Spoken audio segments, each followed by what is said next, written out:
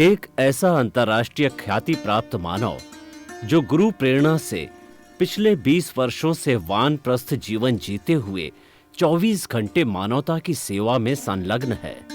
एक ऐसा मानव जो अभी राष्ट्रीय, अंतर्राष्ट्रीय टीवी चैनलों पर 7,500 एपिसोड के माध्यम से सनातन सत्य, आत्मविज्ञान एवं पुनरुत्थान, व्यवहार एवं निश्चय जगत के जीवनोपयोगी विषयों पर हृदय स्पर्शी प्रवचन कर चुका है।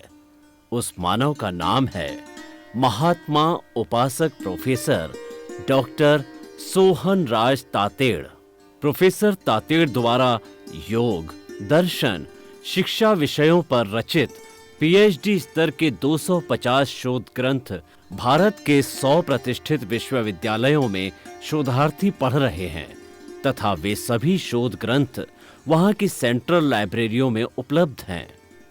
महात्मा सोहन राज ने अभी तक हजारों स्कूलों, कॉलेजों, विश्वविद्यालयों एवं संस्थाओं में सेमिनार, वर्कशॉप, कैंप लगाकर लाखों विद्यार्थियों को योग, दर्शन, शिक्षा का प्रशिक्षण देकर उन्हें सुसंस्कारित किया। डॉक्टर तातेड़ ने भारतीय संस्कृति उत्थान के 4000 से अधिक समसामयिक विषयों पर आर्टिकल लिखकर ऑनलाइन जर्नल, पत्रिकाओं, वेबसाइट्स पर प्रकाशित किया, जिसका उपयोग लाखों पाठक कर रहे हैं। उपासक तातेड़ के 5000 से अधिक आज का सुविचार, आज का शुभ संदेश, आज का मंगल भावना योग आदि चिंतन websites, Twitter, blogger, Facebook, YouTube माध्यमों से लाखों लोग अपना जीवन निर्माण कर रहे हैं।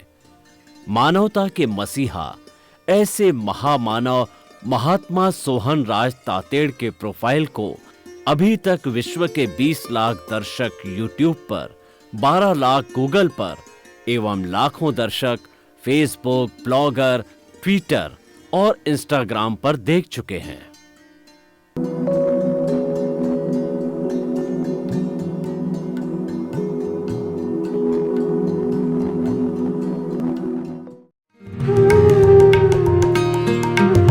आइए, सुनिए, देखिए, समझिए सनातन सत्य। जैसी दृष्टि वैसी सृष्टि, दृष्टि विज्ञान। कुदरत, कुदरती रचना एवं कुदरत के कानून से शाश्वत सुख की प्राप्ति। जोधपुर के परम पूज्य महात्मा उपासक प्रोफेसर डॉक्टर सोहन राज तातेड़ के निर्देशन में सनातन सत्य। जैसी दृष्टि वैसी सृष्टि, दृष्टि विज्ञान।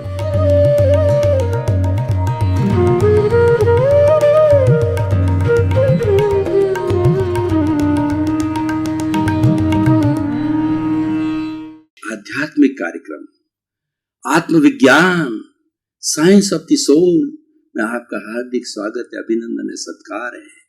हमारे इस कार्यक्रम को हमने डिजाइन किया है सही दृष्टि, सही सोच, राइट विजन, राइट थिंकिंग। उसके आधार पर हम आपको सत्संग कराएंगे, हम आपको निष्कर्ष पे ले जाएंगे कि आपका स्वरूप क्या है, आप कौन हो, आप कहां से आए हो, आपको कहां जाना है, सनातन सत्य क्या है, कुदरत का कानून क्या है, इस जगत को चलाने वाला कौन है। ये बड़े बड़े विषय जो है हमारे से जुड़े हुए हैं। क्यों कि जो स्वयं का सुधार संसार की सबसे बड़ी सेवा है। हर व्यक्ति स्वयं का सुधार कर देता है तो संसार ऑटोमेटिकली सुधर जाता है। तो इसी क्रम के अंदर आज का जो हमारा विषय है वह है बंध मोक्ष। बड़ा सुंदर विषय है। बंध का मतलब है कि बांधे रखना।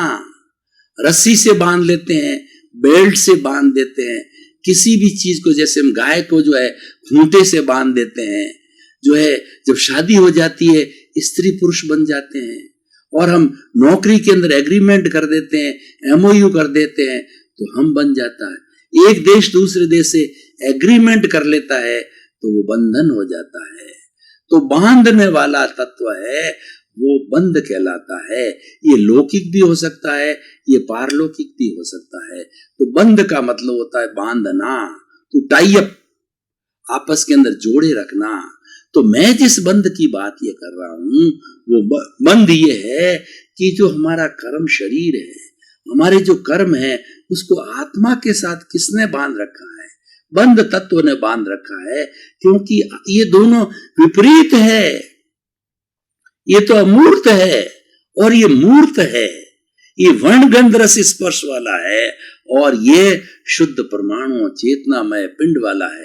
देखिए, मूर्त और अमूर्त दोनों साथ में जुड़े हुए हैं, मिश्रण है। इसका भी अस्तित्व त्रैकालिक है, इसका भी अस्तित्व, पुद्गल का भी अस्तित्व त्रैकालिक है। परंतु अनादि अनंत काल से ईश्वर को भी मालूम नहीं कि दोनों कब जुड़े हुए हैं। पर प्रश्न ये, जुड़े हुए तो हैं, पर इनको जोड़ने वाला कौन है? इनको जोड़ने वाला जो फेविकोल है वो बंध कहलाता है। और ये बंध इतना मजबूत है, कई बार हम रीफ नॉट दे देते हैं, तो रीफ नॉट देने के बाद के अंदर एक लकड़ी के ऊपर दूसरी लकड़ी से जोड़ते हैं, एक वस्तु को दूसरी वस्तु से जोड़ करके रीफ नॉट दे दी तो वह वस्तु कहीं नहीं जानी। डॉक्टर ने पक्का पट्टा बांध दिया तो हम कहीं पर भी जो है हिल डुल नहीं जा सकते, क्योंकि वो पक्का बंधन है। तो ये फेविकॉल इतना मजबूत है, जैसे कि सनमाइका के ऊपर फेविकॉल लगाया जाता है और खाती फेविकॉल लगा के ऊपर सनमाइका चेप करके और उसके ऊपर जो है हिलाते हैं तो इतनी चिपक जाती है कि वह ठोस हो जाती है एक तरीके से। तो वो हमारा ये कर्मों का जो बंध है, वह कर्मों का जो जोड़ने वाला बंध कहलाता है। ये बंध जो है हमको रुलाता है, ये हमारा हितैषी नहीं है पर अहितैषी है। अब क्या किया जाए, हितैषी अहितैषी दोनों होते हैं। ऐसा कभी नहीं होता है कि हमें हमेशा हितैषी मिलते हैं। हमारा जो हृदय है वह कुरुक्षेत्र है, इसके अंदर अच्छे भाव भी चलते हैं, बुरे भाव भी चलते हैं। बुरे भाव है हृदय में, वो जो है वो कौरव है, अच्छे भाव है पांडव है। जैसे कि कुरुक्षेत्र के अंदर महाभारत हुआ था, तो महाभारत क्या है? कौरवों पांडवों का युद्ध है। ये महाभारत हर क्षण हमारे हृदय में होता रहता है, हर क्षण हमारे घर में होता रहता है। हमारे हृदय में क्या होते हैं? कभी बुरे विचार आते हैं, कभी अच्छे विचार आते हैं। जो अच्छे विचार देने वाला है वो हमारा आत्मा है, और बुरे विचार देने वाला है ये हमारा कर्म शरीर है, क्योंकि ये पूरा बुरा है। जो बुरा होता है वो बुरा ही देगा।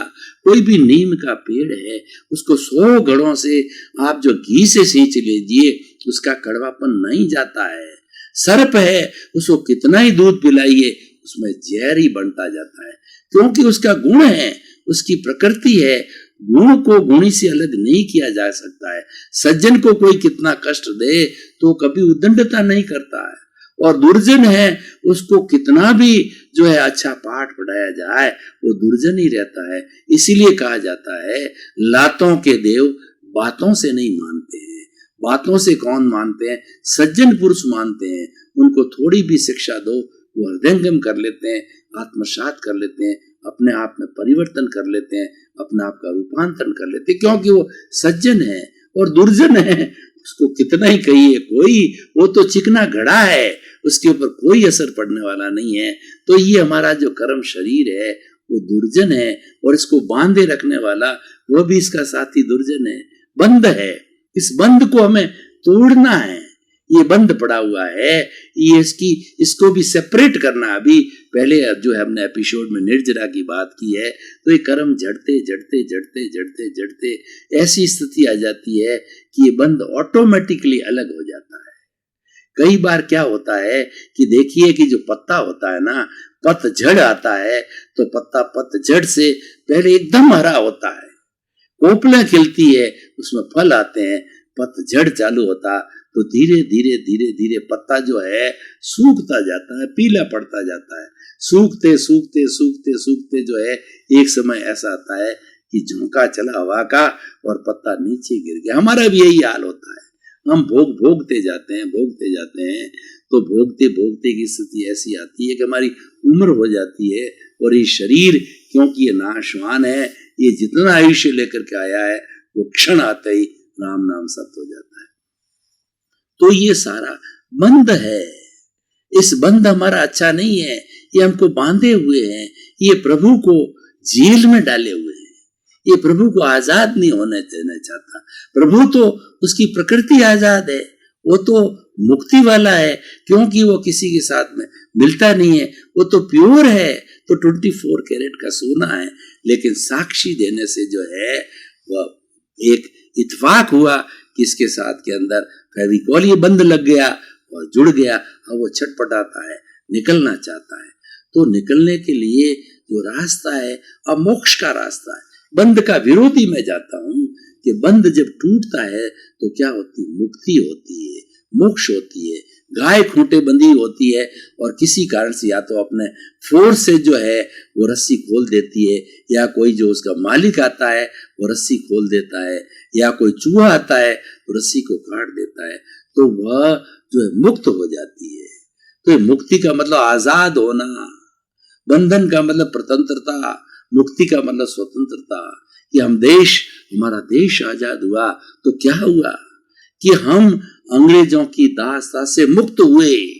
और 1857 के अंदर 1757 में ईस्ट इंडिया कंपनी आई थी व्यापार करने के लिए। साल भर 100 साल तो उसने हमारे साथ में अच्छा व्यवहार किया, क्योंकि उसको व्यापार करना था, उसको माल बेचना था और हमारे से बना के रखा। लेकिन 1857 में देखा कि यहाँ पर तो फूट है, तो डिवाइड एंड रूल, यहाँ पर रियासतें हैं, डिवाइड एंड रूल किया और उसने जो है वो हमारे को इतना बेइज्जत किया, हमारे को इतने दुख दिए, इतने कष्ट दिए।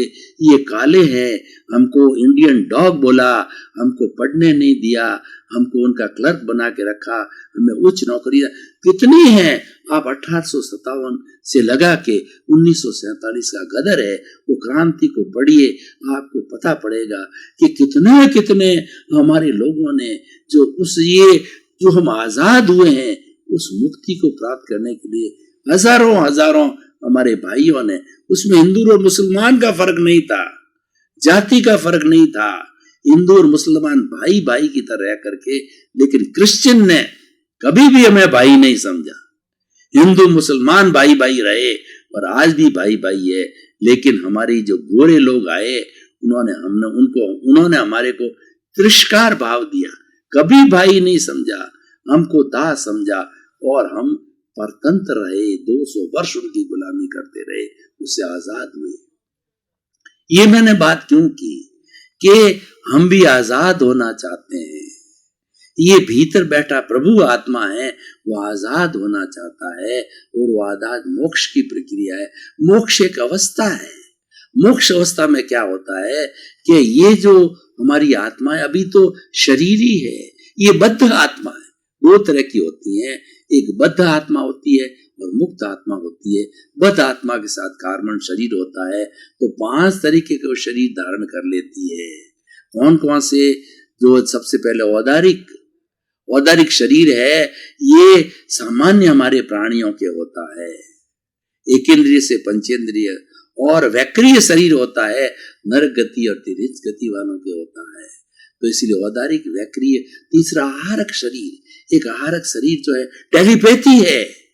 वो क्या करता है? पुराने जन्म में कि शिष्य 1000 किलोमीटर दूर बैठा होता है, लेकिन रिद्धि सिद्धि का ज्ञाता होता है, वो दुरुपयोग नहीं करता है। एक छोटा सा पुतला आहारक शरीर बना करके अपनी जो भ्रांति होती है उसको झूठ नहीं बोलना होता है। किसी ने प्रश्न किया होता है, उसका जवाब नहीं दे सकता है। आहारक शरीर में अपना प्रश्न है या गुरु के प्रति भक्ति की जो भावना है, वह गुरु को आहारक शरीर छोड़ता है। वो फुल स्पीड से, वो एरोप्लेन की स्पीड से जो है जाकर के और गुरु के पास जाकर के नतमस्तक होकर के आहारक शरीर पलक झपकते ही वापस जो शिष्य को जो है उसका जवाब मिल जाता है और शिष्य जवाब दे देता है अपलक रूप के अंदर। ये आहारक शरीर होता है, ये रिद्धि है, सिद्धि है। तो इसीलिए हमारा जो है औदारिक शरीर, वैक्रिय शरीर, आहारक शरीर और तेज शरीर। ये बात मैं क्यों कर रहा हूं? आपको बोर नहीं कर रहा हूं, आपको बता रहा हूं कि ये 5 तरीके के शरीर होते हैं। 5 तरीके के शरीरों से मुक्त होना अशरीरी कहलाता है। और 5 तरीके के शरीर कब तक रहते हैं और उनका क्या क्या फंक्शन है, ये मैं बताना चाहता हूँ कि नारकी और तिर्यंस के जो जीव होते हैं, जन्म लेते ही जो नारकी के जीव है, हमारी सुराही होती है, सुराही का मुंह छोटा होता है और पेट बहुत लंबा होता है जिसमें पानी भरा होता है, तो सुराही के अंदर बहुत बड़े कंटीले जो है शूल लगे हुए होते हैं, सूलों के भीतर से निकलना होता है। इतना कष्टदायी उनका जन्म होता है और वो जन्म लेते ही युवा हो जाते हैं, क्योंकि उनका शरीर कपूर का है। उनका शरीर जो है वो विस्फोट के साथ खत्म होने वाला, जलने वाला नहीं है। कपूर क्या होता है, तुरंत जल जाता है, मोम टाइप होता है। और इसी तरह से देवगति के जो जितने भी 33 करोड़ देवी देवता हम कहते हैं, या जो है हम जो है 12 जो है हमारे देवलोक है, उसके बाद के अंदर 5 जो है हमारे जो है, उसके बाद में नवग्रह के 9 देवलोक है, उसके बाद में 7 है वो और शुद्ध देवलोक है, 26 देवलोक टोटल है। तो ये जो जितने भी इनकी शुद्धता की स्टेजेज है, जन्म लेने वाले देव होते हैं, वो तुरंत ही युवा हो जाते हैं। शैया के ऊपर जीव गिरा और गिरते ही युवा हो गया, उसको किसी माँ बाप का जो है मैथुन और उसकी आवश्यकता, जो रज और शुक्र की आवश्यकता नहीं होती, इसलिए से नारकी को आवश्यकता नहीं होती, इसलिए समोचम जीवों को आवश्यकता नहीं होती है। और ये पंचेंद्रिय के जो अंडज पोतज है उनको आवश्यकता होती है। तो मैं ये बता रहा था कि ये और एक तेजस शरीर होता है। हमारे मुक्ति के पहले पहले किस किस को हटाना है? हटाना ये है कि ये जो शरीर जो ग्रॉस बॉडी दिखाई दे रही है, जिसको कि मैंने बताया कि जो है वो आपका औदारिक वैक्री है, आरक दिखाई नहीं देता, वो तो रिद्धि सिद्धि वाला होता है, तो औदारिक वैक्री आरक तेजस शरीर होता है। अब देखिए, आत्मा एक शरीर से दूसरे शरीर के अंदर जाती है तो आत्मा तो निष्क्रिय है, वो अपने आप नहीं जाती, वो तो एक जगह आनंद में रहती है। और उसके बाद के अंदर हमारा जो कर्म शरीर है, जो चतुष्पर्शी कर्मों का जो हमारा वेयर हाउस है, स्टोर है, वो नहीं चलता। वेयर हाउस स्टोर को कौन चलाएगा? धक्का देने वाला चलाएगा, या तो क्रेन लानी पड़ेगी या व्यक्ति मिलकर के उसको धक्का देंगे। तो इन सबको धक्का देने वाला आत्मा को और कर्म शरीर है, दोनों जुड़े हुए हैं। इन दोनों को धक्का जब तक नहीं दिया जाएगा, जब तक वो दूसरी जगह जन्म नहीं दे सकते हैं। तो उसका जब आयुष्य कर्म संपन्न हो जाता है तो तेजस शरीर होता है, वो उसको धक्का देता है और पलक झपते ही है दूसरी माँ के गर्भ के अंदर वो जन्म ले लेता है।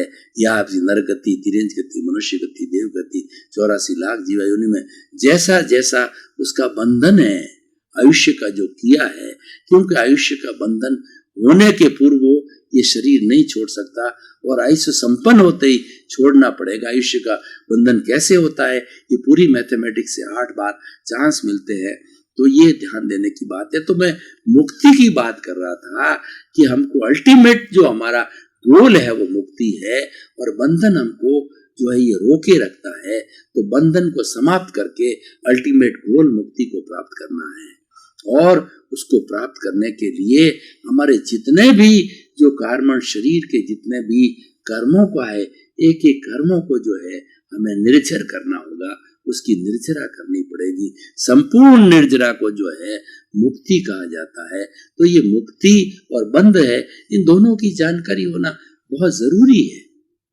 देखिए, मैं अगर इस एपिसोड को, इस सत्संग को आज के परिप्रेक्ष्य में कसौटी पर कसूं, क्योंकि सुनार के पास अब सोना लेके जाते हैं कि भैया ये कितने टंच का सोना है, तो वो कसौटी पर कसता है और कसौटी पे कस के बताता है ये 20 कैरेट का है, 24 कैरेट का है, 16 कैरेट का है, 12 कैरेट का है। तो कसौटी पर कसते बिना जो जानकारी नहीं होती है, तो हमें भी अपने एपिसोड को हर बार हम एवरी टाइम लास्ट के 5 मिनट 2 मिनट में इसको कसौटी पर कसते हैं, इसका निष्कर्ष निकालते हैं, इसकी सामाजिक उपयोगिता बताते हैं, इसकी रिलीवेंस बताते हैं और इसकी प्रासंगिकता बताते हैं। तो बंध और मोक्ष कितना प्रासंगिक है, हर एक व्यक्ति को ये जानकारी मिलती है, ये विशुद्ध ज्ञान है। ज्ञान मिले बिना बंध और मोक्ष की जानकारी नहीं होती, 9 तत्वों की जानकारी नहीं होती। 9 तत्वों में से बंध और मोक्ष जो है ये दो तत्व है। एक तत्व है हमें संसार में घुमाने वाला है, दूसरा तत्व में मुक्त करने वाला है। तो संसार में कौन घुमाता है उसकी भी जानकारी करनी होती, मुक्त करने वाला कौन है उसकी जानकारी करनी होती है। हमारे धार्मिक ग्रंथों के अंदर तीन चीज आती है, हे गे और उपादेय।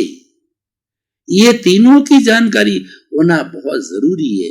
गे का मतलब होता है अच्छे बुरे दुनिया के अंदर जितनी भी बातें हैं, जितने भी हमारे परमाणु हैं, उन सब की जानकारी, जितने भी विद्याएं हैं, चाहे लौकिक विद्या है, चाहे पारलौकिक विद्या है, चाहे मुक्त कराने वाली है, चाहे बंद कराने वाली है, सब की जानकारी करने वाला ये कहलाता है।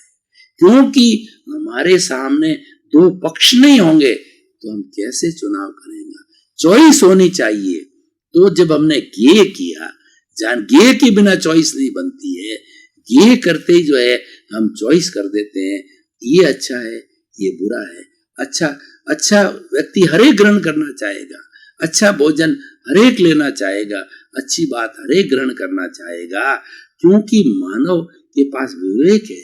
विवेक के लिए कहा गया है विवेकी धम्ममाइये, विवेक ही धर्म है। ये निर्णय करना ये अच्छा है और ये बुरा है, कौन सा ग्रहण करना चाहिए। जो बुरा है उसको हम ये कहते हैं, उसको कहते हैं ये छोड़ने योग्य है। और उपादेय का मतलब ये ग्रहण करने के लिए। जैसे उदाहरण के तौर पर मैं बताना चाहता हूँ, दो व्यक्ति हमारे सामने हैं, एक टीचर है और एक गुंडा है। गुंडा क्या करता है कि वह हमें धमकाता है कि मैं तुम्हारा पैसा लूट लूंगा, फिरौती की बात करता है कि तुम्हारे बच्चे को मैं आजाद करने के इतने पैसा दूंगा, धमकियां देता है, आतंक फैलाता है।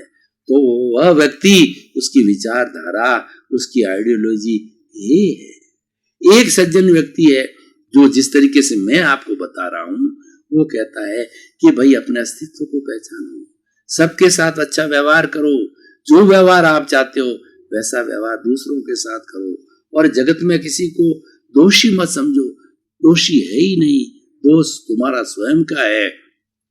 कबीरदास जी ने क्या कहा कि बुरा जो देखन में चला और बुरा न मिलिया कोई, और जो दिल खोजा आपना और मुझसे बुरा न कोई। कबीरदास जी एक जो है पेन और कॉपी लेकर के निकले कि बुरे व्यक्ति कौन से, उसकी लिस्ट बनाने के लिए निकले। कबीरदास जी को एक व्यक्ति भी बुरा नहीं मिला, और जब खुद का हृदय टंटोला, खुद के अवगुणों को देखा, अरे सबसे ज्यादा दुनिया में तो बुरा मैं ही हूं, उससे उनको फायदा हुआ। उन्होंने नसीहत दी कि आप दूसरे की बुराई देखोगे, आपको क्या लाभ होने वाला, और बुराई आएगी। आपके भीतर कचरा पड़ा है, वो कचरा जो है और भरेगा। आप तो उसकी अच्छाई को देखो ना, उसकी अच्छाई भीतर आएगी, आपका कचरा साफ होगा, अच्छाई के से दुर्गुण हटेंगे, अच्छाई से आप अच्छे इंसान। जो ऐसी बात कर, ये उपादेय है। तो गे है और उपादेय, तो जो हमारा बंध है वो हे है, और हमारा जो मोक्ष है उपादेय है, क्योंकि हमारा अस्तित्व है, हमें प्राप्त करना है, वो हमारी मंजिल है, वो हमारा टारगेट है, वो हमारा लक्ष्य है, उस तक हमें जाना है। तो इसीलिए भाई और बहनों, ये सारी बातें क्यों की जाती है, सत्संग किस लिए किया जाता है कि आपका जो मस्तिष्क है, आपका मन है, उस मन को सच्चा ज्ञान देना। हमारा आत्मविज्ञान है, वो सच्चा ज्ञान दे देता है। अब आप उसको लेते हो या नहीं लेते हो, आपकी मर्जी है। हम तो ये बता देते हैं, ये रास्ता संसार को जाता है, ये रास्ता मुक्ति को जाता है। उस रास्ते पर चलना ये कर्तव्य आपका है, क्योंकि मरे बिना स्वर्ग नहीं मिलता है। मैं स्वर्ग जाना चाहता हूं तो मुझे मरना पड़ेगा, बिना मरे मैं स्वर्ग चाहता हूं, ये भ्रांति है, ये रॉन्ग बिलीफ है। तो इसीलिए आप जब तक ग्रहण नहीं करोगे कोई फायदा नहीं मिलने वाला है। हमारे शरीर में पेन हो रहा है, टैबलेट हमारे सामने पड़ी है, टैबलेट को देखने मात्र से पेन नहीं मिटेगा। उस टैबलेट को पानी से, दूध से किसी साथ लेंगे तो वो टैबलेट जो है हमारे ब्लड के अंदर घूम करके, सर्कुलेट होकर के उस स्थान तक उसके परमाणु पहुंच जाएंगे जहाँ पे दर्द हो रहा है। हम देखेंगे 10 मिनट, 15 मिनट, आधा घंटा, घंटा भर के अंदर दर्द विलीन हो गया, क्योंकि वो दर्द को काटने वाले परमाणु चले गए थे, वो एंटीबायोटिक गई थी, वो दर्द को हरने वाले परमाणु थे। तो मैं ये बात कह रहा था कि बंध और मोक्ष का ज्ञान हम लोगों के सामने रख रहे हैं, ये लोगों को लेना चाहिए। ये लेने से क्या फायदा होगा? आपका जीवन संतुलित होगा, आपके जीवन में अनुशासन आएगा, क्योंकि ज्ञान सबसे बड़ा तत्व है। ज्ञान जब व्यक्ति ले लेता है तो वो ज्ञानी बनता है। ज्ञानी पुरुष जो होता है वह समाज में पूजनीय होता है। ज्ञानी हमेशा आनंद में रहता है, हर परिस्थिति में वो आनंद मनाता है। इसलिए कहा गया है सदा दिवाली संत की और 12 महीने बसंत के। संत वह होता है वो शांत होता है, क्योंकि उस पास ज्ञान होता है। वो जानता है कि जो कुछ मेरे साथ घटित हो रहा है, जो मेरे जीवन की फिल्म चल रही है, मेरे जो है उठने से सोने तक की 24 घंटे की फिल्म है, ये फिल्म कौन लेके आया? ये फिल्म मैं स्वयं लेके आया हूं। अच्छा भी आ रहा है, बुरा भी आ रहा है, तो उसके अंदर प्रतिक्रिया करूं। आप जो ये आत्मविज्ञान कार्यक्रम देखते रहिए, ऐसे ऐसी अच्छी अच्छी बातें बताई जाती है जो आपके भीतर ज्ञान का प्रकाश करेगा। ज्ञान स्व पर प्रकाशक होता है, जैसे दीपक होता है, स्वयं का अंधेरा हरता है, बाहर का अंधेरा हरता है। तो ज्ञान जो है सरस्वती का रूप है, ये भीतर पैदा हो गया, हमेशा जलता रहेगा और आपको प्रकाश देता रहेगा। अंधकार भटकाता है, ज्ञान आपको सही रास्ता बताता है। तो इसी क्रम में आपका जीवन आनंदमय हो, मंगलमय हो, सुखमय हो। खूब आप जो है आत्मज्ञान प्राप्त करके सिद्ध बुद्ध मुक्त बने। आपके प्रति मंगल।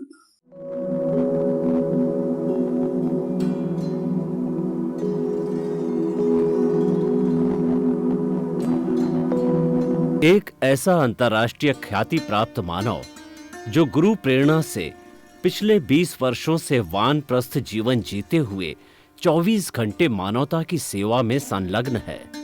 एक ऐसा मानव जो अभी राष्ट्रीय, अंतर्राष्ट्रीय टीवी चैनलों पर 7,500 एपिसोड के माध्यम से सनातन सत्य, आत्मविज्ञान एवं पुनरुत्थान व्यवहार एवं निश्चय जगत के जीवनोपयोगी विषयों पर हृदय स्पर्शी प्रवचन कर चुका है। उस मानव का नाम है महात्मा उपासक प्रोफेसर डॉक्टर सोहन राज तातेड़। प्रोफेसर तातेड़ द्वारा योग, दर्शन, शिक्षा विषयों पर रचित पीएचडी स्तर के 250 शोध ग्रंथ भारत के 100 प्रतिष्ठित विश्वविद्यालयों में शोधार्थी पढ़ रहे हैं तथा वे सभी शोध ग्रंथ वहां की सेंट्रल लाइब्रेरियों में उपलब्ध हैं।